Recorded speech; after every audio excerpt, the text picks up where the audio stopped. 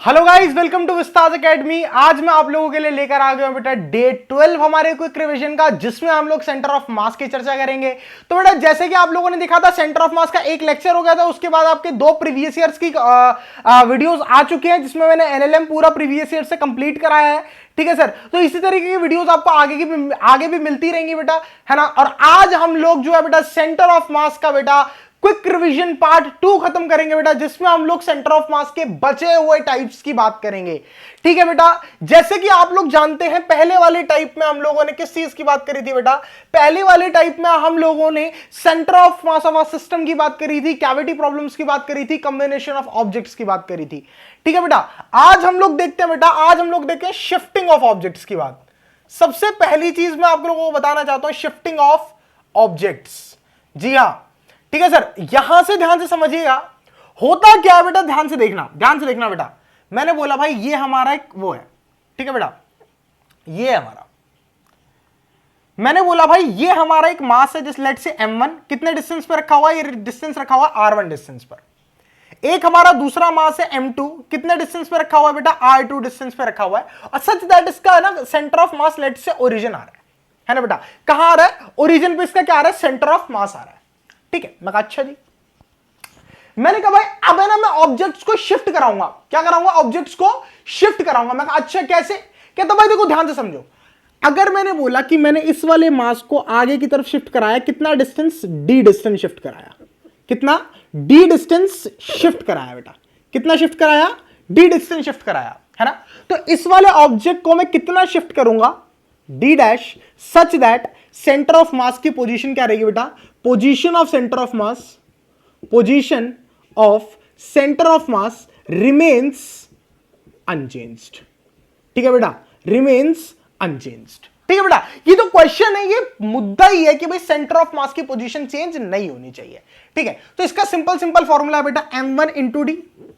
m1 into D मतलब ये इस वाले ऑब्जेक्ट का मास इंटू इसका डिस्टेंस जितना शिफ्ट कराया गया, इक्वल्स टू ये वाला मास इंटू इसका डिस्टेंस, m2 इंटू में d डैश। जी लीजिए, ये फॉर्मूला हम लोग क्या करेंगे बेटा यहां पर यूज करेंगे। अगर मैं आपको थोड़ा डिटेल में पढ़ा रहा होता तो डेफिनेटली ये फॉर्मूला डिराइव भी करके दिखाता। वैसे आप लोग ये फॉर्मूला डिराइव कर सकते हैं, इनिशियल पोजीशन से सेंटर ऑफ मास निकाल लीजिए, है ना बेटा।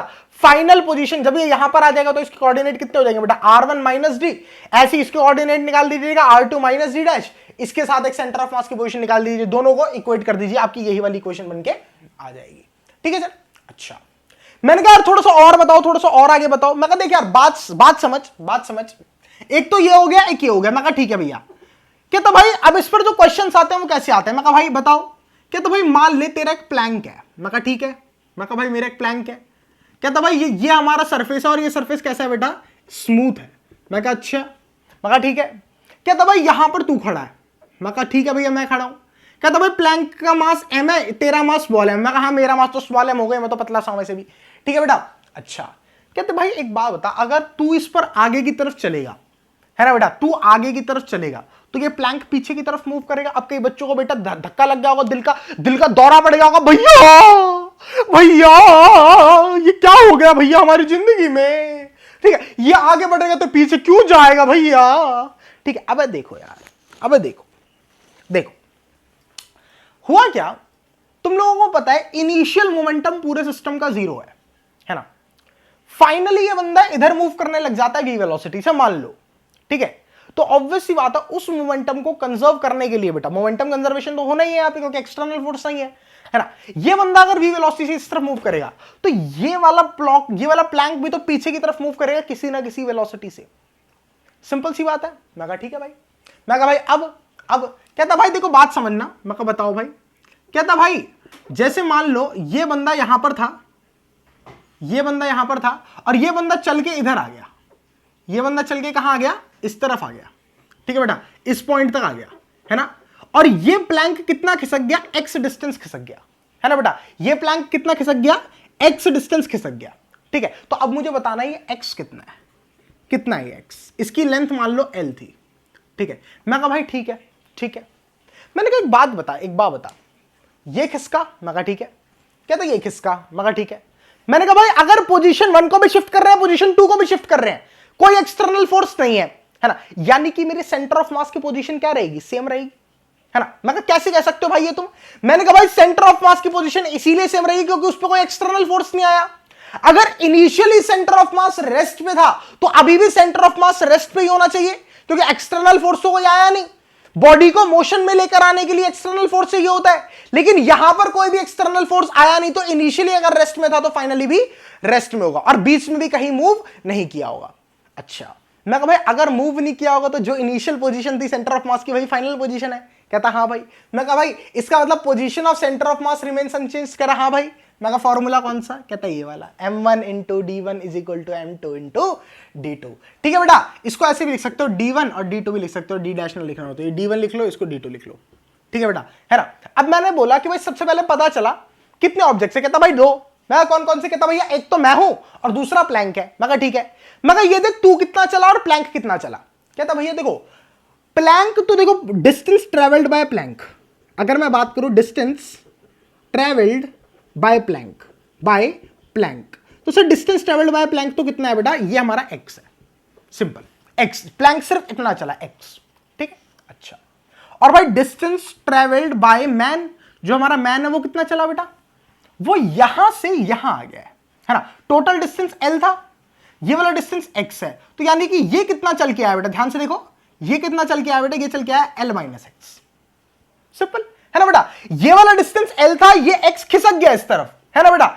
मैंने क्या बोला? ये वाला बंदा इस तरफ आया l, है ना, ये बंदा इस तरफ खिसक गया x, तो ओरिजिन के रिस्पेक्ट में कितनी पोजीशन होगी बेटा? ऑब्वियस सी बात है l माइनस एक्स। या फिर यहां से देख लो, ये पूरा l था, ये इधर खिसक गया l, x खिसक गया और बाकी ये पूरा यहां से यहां चल के आ गया, तो सिर्फ ये इतना ही डिस्टेंस तो चला।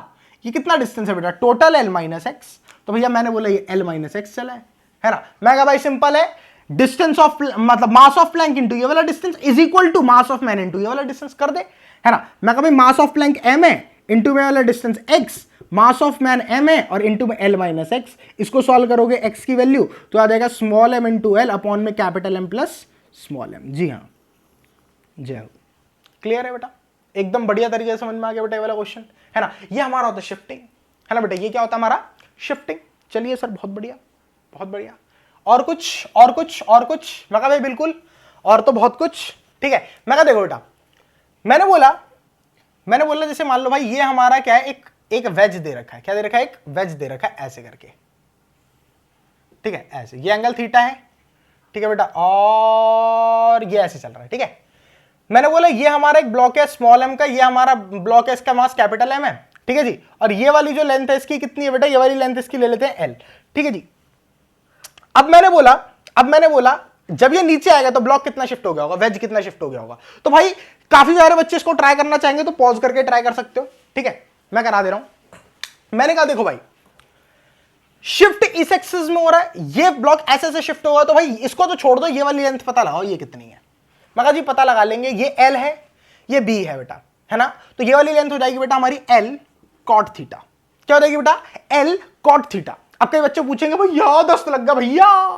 देखो बेटा परपेंडिकुलर अपॉन में बेस हमारे को निकालना है is equal to tan theta होता है। ठीक है बेटा, और यहां पर बेस हमारे को निकालना है तो क्या हो गया? L बाय tan थीटा यानी कि L cot थीटा। ठीक है सर? मैं कहा ठीक है जी। मैंने कहा यार एक बात बताओ, जब ये नीचे आएगा तो इस तरफ शिफ्ट होगा? मैं कहा हाँ भाई शिफ्ट होगा। मैं कहा भाई मान लेते हैं यू शिफ्ट हो रहा है ना बेटा। कितना शिफ्ट हो रहा है बेटा? ये ऐसे शिफ्ट हो रहा है बेटा। कितना शिफ्ट हुआ? कितना शिफ्ट हुआ? मैंने मान लिया x डिस्टेंस शिफ्ट हुआ। ठीक है, अच्छा कितना शिफ्ट हुआ? x डिस्टेंस शिफ्ट हुआ। कौन? प्लैंक x डिस्टेंस शिफ्ट हुआ, है ना। और हमारा जो ब्लॉक है कितना शिफ्ट हुआ? पूरा L cot थीटा था। प्लैंक यहां से हटके यहां आ गया बेटा। ऑब्जेक्ट यहां से हटके यहां आ गया है। तो ध्यान से देखो बेटा, जो हमारा प्लैंक था कैपिटल M, वो तो सिर्फ x डिस्टेंस शिफ्ट हुआ है। प्लैंक तो हमारा u था, यहां से यहां पर है, सिर्फ x डिस्टेंस शिफ्ट हुआ, है ना। लेकिन बेटा ध्यान से देखो, ये जो ब्लॉक है बेटा यहां से यहां आया, ये वाला डिस्टेंस ट्रेवल करा ब्लॉक ने यहां से लेके यहां तक। कितना है ये? L cot theta minus x.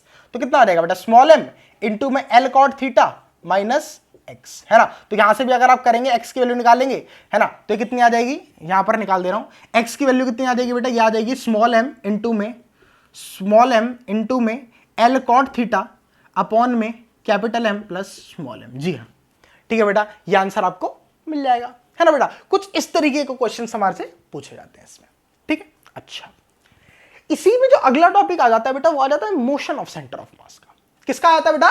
Motion of centre of मास का, है ना। अब भाई ये अलग बसूड़े भाई, है ना। ये हमारा सेंटर ऑफ मास पे आखिरी टाइप कहलाती है बेटा, है ना। मैं मोस्ट प्रोबेबली जितने टाइप्स आपके जेईई मेंस से पूछे जाते हैं वो सारे टाइप्स यहां पर कवर करता जा रहा हूं बेटा, वो सारे के सारे टाइप्स में आपको कवर कराने की कोशिश कर रहा हूं, है ना। तो भाई थोड़ा सा मतलब कि थोड़ा सा कंसिस्टेंटली ध्यान से देखें और उसके बाद बेटा अपने प्रीवियस ईयर जरूर लगा ले बेटा, है ना। वैसे तो मैं ट्राई करूंगा कि भाई तुम्हारे जब तक जेईई मेंस तो भाई सितंबर वगैरह में, जो अगस्त सितंबर की डेट वगैरह आ रखी है, ठीक है, मतलब जुलाई अगस्त की, तो अभी हमारे पास जून का पूरा महीना है, तो कोई रिविजन फटाफट से कंप्लीट करा के फिर मैं एक प्रीवियस ईयर शुरू करा दूं तुम लोगों को, ठीक है। मेरी पूरी तैयारी रहेगी, ठीक है जी।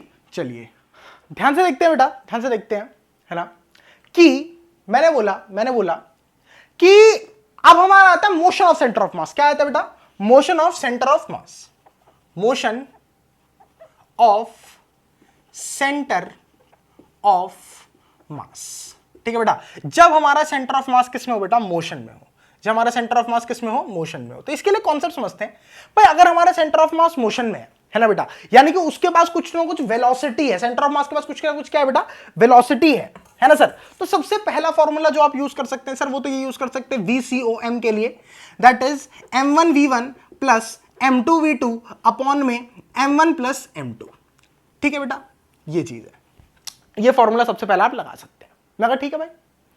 कहते भाई अगर मान लीजिए दूसरा केस हमारे को पढ़ना होता है इसका मोमेंटम के साथ। मैंने कहा भाई अगर मान लो कोई भी एक्सटर्नल फोर्स नहीं आया है ना, अगर आपका कोई भी एक्सटर्नल फोर्स नहीं आया है ना, तो ऑब्वियस सी बात है कि जो हमारा acceleration of centre of mass होने वाला है वो जीरो होने वाला है।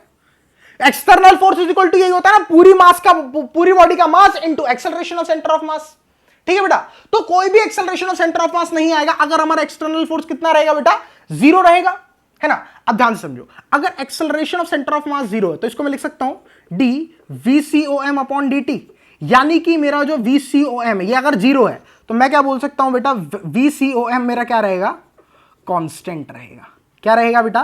कांस्टेंट रहेगा। यानी कि मेरा जो मोमेंटम है बेटा वो क्या रहेगा? कंजर्व्ड रहेगा। ये तो हम लोगों को पता ही है ना, कि अगर मेरा एक्सटर्नल फोर्स एब्सेंट है किसी भी सिस्टम पर, है ना, तो मैं क्या कर सकता हूं? मैं उसमें velocity of centre of mass constant लगा सकता हूं। मैं बोल सकता हूं कि उसके जो सेंटर ऑफ मास की वेलोसिटी है वो चेंज नहीं हो रही होगी, वो चेंज नहीं हो रही होगी बेटा, है ना। और यहां पर जो मोमेंटम रहेगा बेटा, मोमेंटम वो क्या रहेगा? कंजर्व्ड रहेगा। क्या रहेगा बेटा? कंजर्व्ड। यानी कि initial momentum is equal to final momentum, initial momentum is equal to final momentum, ठीक है बेटा। अब इसी चीज पर ना कुछ क्वेश्चंस हमारे बन जाते हैं, ठीक है। अच्छा अब एक क्वेश्चन समझ आ, देखो एक बेसिक सी चीज बता देता हूं तुम लोगों को। अगर मान लीजिए ये मेरा एक प्लैंक है, इसकी v वेलोसिटी इस तरफ है ना, और एक बंदा है इस पर, वो u वेलोसिटी से इस तरफ जा रहा है, तो ऑब्वियस सी बात है कि जो हमारी वेलोसिटी ऑफ बॉय हमारे को दिखेगी वो दिखेगी v प्लस यू। सिंपल सी बात है बेटा, क्या दिखेगी? v प्लस यू, है ना। अगर मैं जमीन पे खड़ा हुआ देख रहा हूं तो उसकी वेलोसिटी मुझे v प्लस यू ही दिखेगी, ऑब्वियस सी बात है बेटा, है ना। अगर मान लीजिए कि सर हमारा क्या है, ये मैं v वेलोसिटी से इधर जा रहा और ये मेरा बॉय u वेलोसिटी से इधर जा रहा है बेटा, तो ऑब्वियस सी बात है जो वेलोसिटी ऑफ बॉय हमारे को दिखेगी वो v माइनस यू दिखेगी बेटा।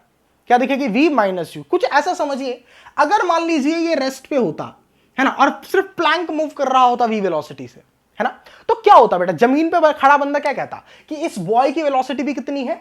v। कितनी है बेटा? v। अब अगर मान लो इसकी वेलोसिटी 10 थी, ठीक है बेटा, 10 मीटर पर सेकंड इसकी वेलोसिटी थी, तो भैया बंदा भी बोल रहा है कि भैया ये जो लड़का इसके ऊपर खड़ा है इसकी वेलोसिटी भी भाई 10 मीटर पर सेकंड ही है। मैं ठीक है भाई। मैं कहा भाई अगर लड़के ने इस तरफ मूव करना शुरू कर दिया 1 मीटर पर सेकंड से, है ना, तो अब भाई 10 की रफ्तार से तो पहले चल रहा था प्लैंक की वजह से, अब 1 खुद की वजह से चल रहा है ना, तो सामने वाले को क्या दिखेगा? इसकी वेलोसिटी 11, है ना बेटा। तो इसीलिए मैंने लिखा v प्लस यू। ऐसी सिमिलरली इस रीजन में क्या लिखा है? v माइनस यू, ठीक है सर। चलिए, और आप सबको पता है बेटा अगर इस डायरेक्शन में मोमेंटम पॉजिटिव है तो अपोजिट डायरेक्शन में नेगेटिवली आ जाएगा। चलिए सर, बहुत बढ़िया। मैंने कहा देखिए एक बहुत ही सिंपल सा क्वेश्चन हम देख लेते हैं इस पर, ठीक है जी। सारे टाइप्स बता दूंगा इस पर भी जितने बनते हैं। मैंने बोला भाई मान लीजिए आपके पास क्या है बेटा? आपके पास एक प्लैंक है ना जी, इसका मास है कैपिटल M, एक बंदा यहां पर खड़ा है ना बेटा, इसका मास है स्मॉल m, और ये इधर की तरफ u वेलोसिटी से कूद गया। ये क्या हुआ बेटा? इस तरफ u वेलोसिटी से कूद गया। तो ऑब्वियसली बात है जब u वेलोसिटी से कूदेगा, जब u वेलोसिटी से कूदेगा तो इसको धक्का मारेगा प्लैंक को, प्लैंक पीछे की तरफ जाएगा, है ना बेटा। तो प्लैंक की वेलोसिटी कितनी होगी बेटा? वेलोसिटी ऑफ प्लैंक कितनी होगी ये पूछ रहा है। इनिशियली रेस्ट में था, v वेलोसिटी से u वेलोसिटी से कूद गया। अब जब u वेलोसिटी से कूदेगा तो ऑब्वियस सी बात है बेटा, धक्का मारेगा पीछे की तरफ, है ना बेटा, और उसी धक्के की वजह से पीछे की तरफ मूव करेगा, है ना। तो भैया अब तुम लोगों को बताना है कि भैया इसका जो क्या बोलते तुम्हारा वेलोसिटी है इसका, वो कितना होगा। ठीक है सर, चलिए देखते हैं। मैंने कहा कि जस्ट जैसे इसने धक्का लगाया होगा, इसके पास वेलोसिटी कितनी आ गई होगी v। इस ब्लॉक के पास वेलोसिटी कितनी आ गई होगी, v वेलोसिटी आ गई होगी। जैसे इसने धक्का पुश किया होगा बेटा इसको, है ना, जैसे इसका जो एक टांग यहां से निकलने वाली होगी बेटा, एक टांग यहां से निकलने वाली होगी, ठीक है बेटा, ये u वेलोसिटी से कूदना चाह रहा है ना, इसने जैसे ही पुश मारा होगा फाइनल, वैसे ये पीछे की तरफ मूव कर गई होगी बेटा, है ना। तो बेटा जब ये इससे आजाद होगा बेटा, जब ये कूदकर यहां आएगा बेटा, जब ये कूदकर यहां आएगा तो इसकी वेलोसिटी इस डायरेक्शन में कितनी हो जाएगी बेटा, इसकी वेलोसिटी इस डायरेक्शन में हो जाएगी u माइनस v।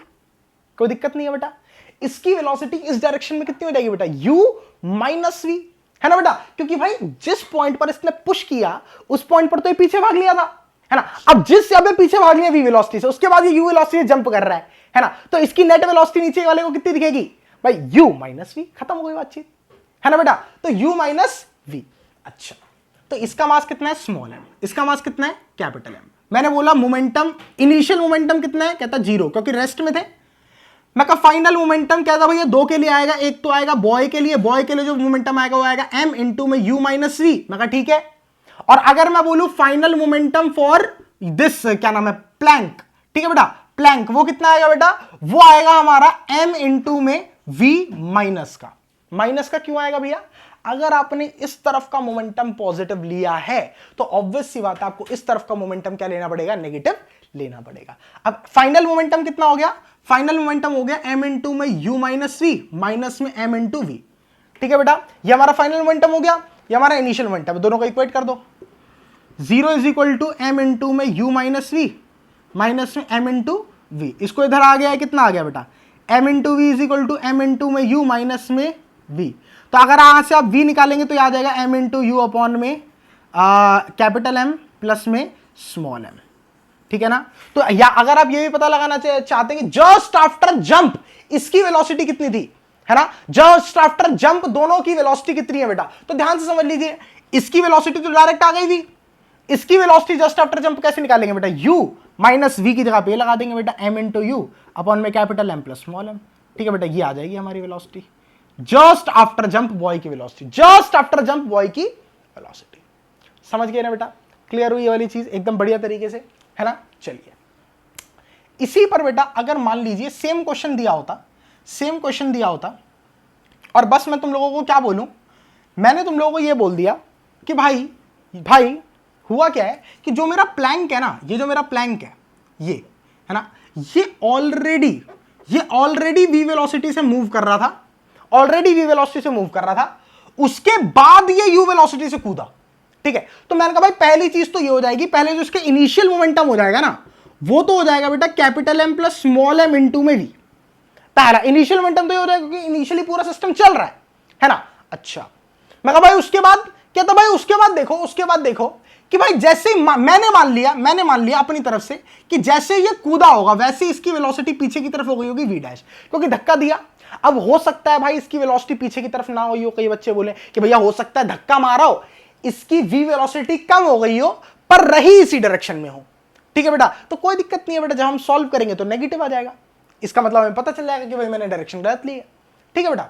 अच्छा, तो मैंने बोला भाई ये हमारा कैपिटल M है, ये हमारा स्मॉल m है। अब ये u वेलोसिटी से कूदता है, ध्यान से समझना बेटा, अब ये u वेलोसिटी से कूदता है बेटा, तो इसकी वेलोसिटी बेटा जस्ट आफ्टर जंप कितनी हो जाएगी बेटा, वही u माइनस v डैश, है ना बेटा, क्योंकि u वेलोसिटी से तो ये कूदा, है ना, और जस्ट जैसे ही जंप करने वाला था वैसे इस प्लैंक की वेलोसिटी पीछे की तरफ की हो गई v डैश, है ना बेटा। और जब अपोजिट डायरेक्शंस होती हैं तो वेलोसिटी सब्ट्रैक्ट हो जाती है, अभी देखा था मैंने कि बाहर से कोई देखेगा तो कैसा लगेगा, है ना बेटा। तो कितनी हो जाएगी u माइनस v डैश। हो गया सर, क्वेश्चन खत्म।